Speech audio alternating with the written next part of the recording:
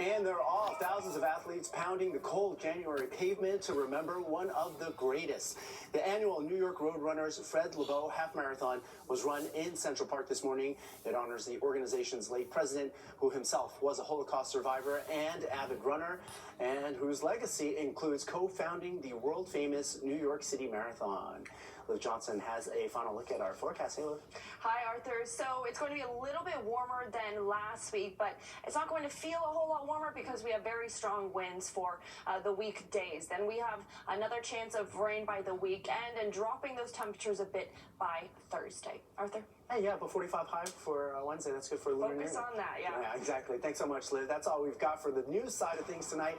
If you've missed any part of the 10 o'clock news, you can always catch an encore on our free streaming app, Fox Local. Just scan that QR code on your screen to download the free Fox Local app on your phone, where you can stream our newscasts anytime. And stay with us, because Tina Cervasio is not done yet. Sports Extra starts right now. Coming up on Sports Extra, Super Bowl 59, which will be right here on Fox 5 with Fox Sports, is now set for 2 weeks from now.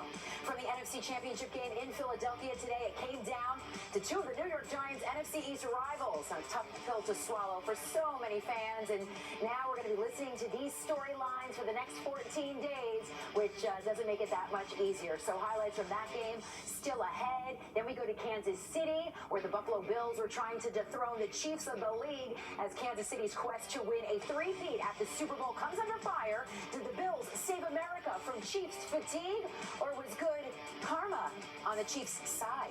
Those highlights straight ahead as well. A new era begins for the New York Jets as Gang Green hires a new general manager and head coach, both to be introduced to New York tomorrow from the Jets facility. But first, tonight we'll have longtime New York Post columnist Mark Cannizzaro to join us and discuss these two hires. Oh, by the way, Cannizzaro, he knows best because he covered new head coach Aaron Glenn's entire Jets playing career. Speaking of careers in New York sports, is Pete Alonso's tenure with the Mets officially over? At yesterday's Mets Amazing Day, a fan fest at Citi Field, owner Steve Cohen was unfiltered about his feelings on how the negotiations are going with Alonso's team. Our Jennifer Williams was there, and she will bring you the latest on Polar Bear Watch. What a way to wrap up the first month of 2025. We've got a new coach, we've got baseball talk. Oh, by the way, the Rangers are in action, all on Championship Sunday. Straight ahead here on Sports Extra, so let's get this show started right now. It's time for Sports Extra, presented by your local Toyota dealers. Well, good evening. I hope you're having a great weekend, and we are so glad you are spending your Sunday night here with us. This is Sports Extra, presented by your local Toyota dealers. I'm Tina Cervasio. Well, last January, while cleaning out his locker at the Giants practice facility in East Rutherford, New Jersey, Saquon Barkley said, "I want to be a Giant for life." Well, this initiated a game of chess between the Giants front office and the star running back, all playing out publicly on HBO's Hard Knocks during the offseason. When Barkley was told to test the market to see what he was worth, Barkley got an offer he couldn't refuse. And the Giants let him walk right down the New Jersey Turnpike to their biggest rivals in the Philadelphia Eagles. And that was only the beginning of one of the greatest NFL seasons by a running back ever. While Barkley may have not broken the NFL single-season rushing record, falling short by just over 100 yards, he's going to the Super Bowl.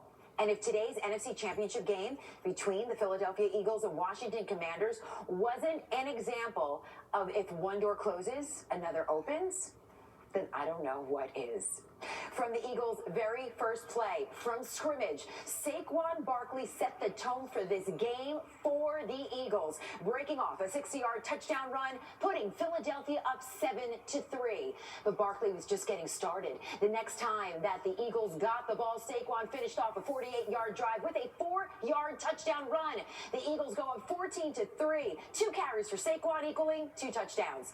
As the Eagles pulled away in the fourth quarter, Barkley wasn't done yet. Running into the end zone from 4 yards out, his third touchdown of the game, giving the Eagles a 48-23 lead. Barkley finishing the game with 118 yards rushing with those 3 scores as the Eagles beat the Commanders 55-23 and are now headed to their second Super Bowl in the last 3 years. For Barkley, while this is his first trip to the big game, the competitor in him knows the Eagles season is only successful if they win it all.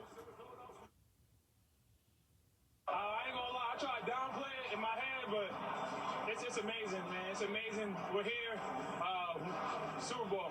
But the goal wasn't just getting there, the goal is to win. And we're gonna celebrate, enjoy this, and get right back to work. And you are going to a Super Bowl. You told me on Friday, I've dreamt about it, I've thought about the confetti, you're gonna see your family here in a minute. How does this compare to what you dreamt about? I always dreamed about it, but the dream wasn't just getting there, the dream was winning it. So that's what the mindset's at.